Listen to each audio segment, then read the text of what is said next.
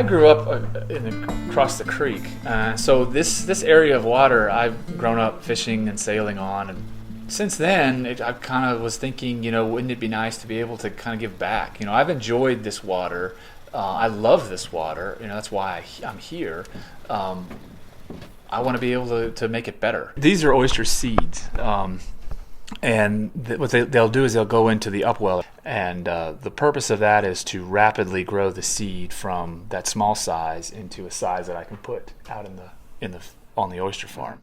Well, these are our cages that we use to grow out the oysters when we get them when they're young, and they're in the seed, and we have them in the upweller. As they grow a little bit bigger, they won't fall through this mesh anymore, then we can put them out here, and then we take them and we use them out on our leased area, and that's where they finish their growing cycle. The small oysters, if you just planted these oysters on the bottom, the predators would come and eat them like popcorn. There's cow-nose rays that are out here, and they'll eat them all. Crabs are also a problem too. Crabs are a huge problem. Blue crabs are a huge problem. One of the reasons why I started doing this was because of the benefits that oysters provide as far as cleaning the water.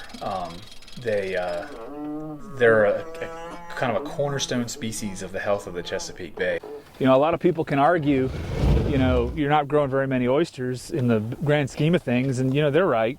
It's not, but every oyster counts. I think every little thing we do that pushes us in the positive direction helps. Every one of them filters. VIMS has said 50 gallons of water a day. I mean, that's just a win. It's a win-win. Because the oysters help clean the water. When we harvest them, they remove the nitrogen and phosphorus out of the water, and you can eat them. They taste great. So we're planning on, at a certain donation level, of shipping oysters to whomever's helping us, and we're working with the YEHA to develop a certificate to document the offset credit for the removal of the excess nutrients of nitrogen and phosphorus that the oysters are taking out of the water. When I started this whole activity, I read the law and I read what was allowed, and it says very clearly I'm allowed to do this. And it was very politically charged. It's still politically charged. The circuit court judges said, yeah, Anthony, you're right. You keep going. And the county government says, oh, no, wait a minute. We think the judge is wrong. We're taking this to the Supreme Court. We spent $15,000 to $20,000 to win for them to tell us, oh, no, we'd still like you to take you to the Supreme Court.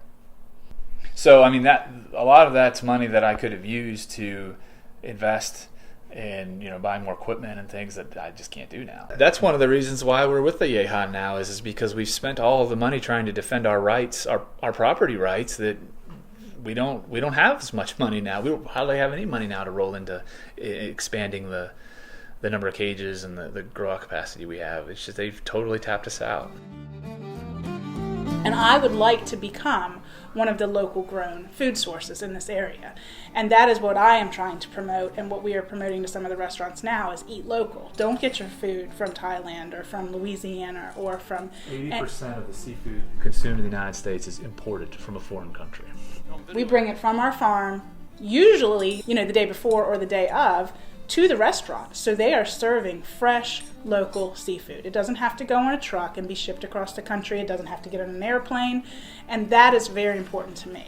We eat the fish out of the water, we eat the crabs out of the water, we play in the water, we swim in the water, and me personally, I would like to see the bay much healthier for my son, for myself, and for our family. The oysters are helping to do that. My feeling, our oysters are doing a huge amount to help clean the bay right in our backyard.